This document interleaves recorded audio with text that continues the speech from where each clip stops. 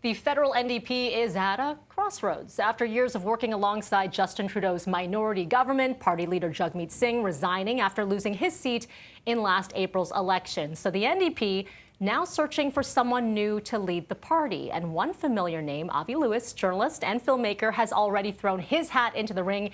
He joins me now in studio. Good morning to you. Melanie, nice to see you. It's Old Home Week. You know, I started on City Pulse at 6 as a 23-year-old, very nervous cub reporter in 1990. So my goodness. So you've got some stories to tell. And I got some friends in the building. Very good.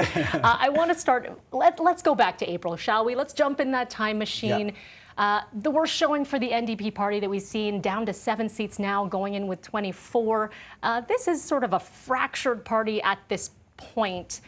How do you bring it back together? How do you lead a party in this environment? I think it's an exciting moment, actually. I know that the mainstream media likes to declare the end of the NDP. This is a moment when we see more clearly than ever that there's a structural reason for a third party in Canada.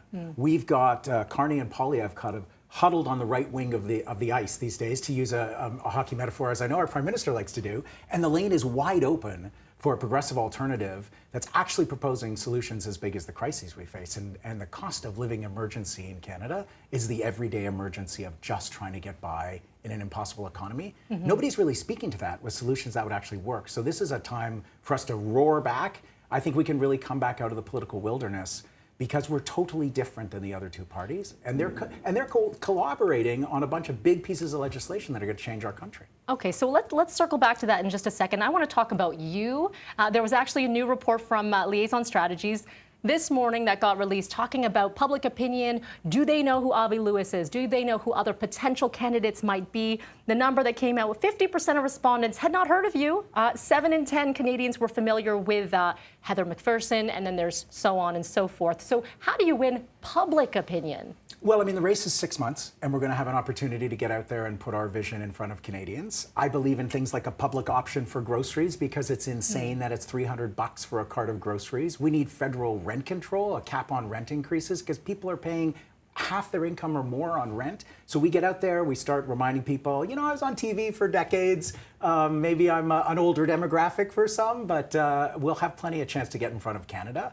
And, you know, Heather's been in Parliament for years and she's done a wonderful job and she has a name recognition that comes with that. I think I might have a few sparkles up my sleeve. Okay, so you got a timeline to work with. You also have the pedigree. If people are not familiar, your grandfather as the federal NDP leader, your father as the Ontario NDP leader. So that's there. What else do you bring to the table, you personally, would you say? You said there's a sparkle. Well, I've spent my career as a journalist and filmmaker and storyteller. And I've been around the world and all across this country telling stories of workers and facing the struggles in their daily lives and coming together in collective action to make big change. Like my first documentary film was about a group of workers who were taking over their business and running it democratically.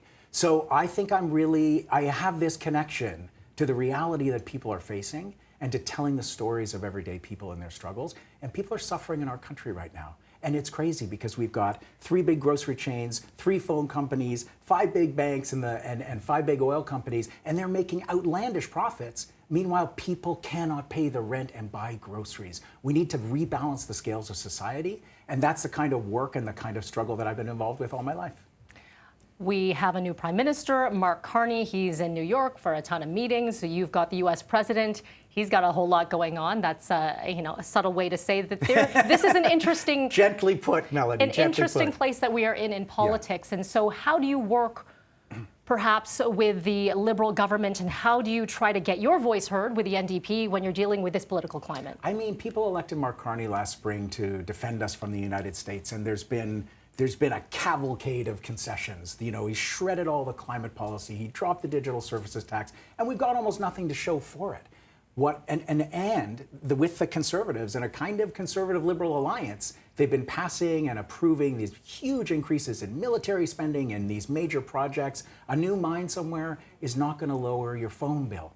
And nobody's focused on what people are actually going through. And instead, they found $9 billion for new military spending. We're buying these rockets from the Americans, that the ones they gave to Ukraine, and then they turned off the intelligence sharing that helps them target. And we're going to buy those from the Americans. That's going to keep us safe. If we're going to go to war, let's go to war against the real emergency, the real enemy that we face. And that's people just trying to get by.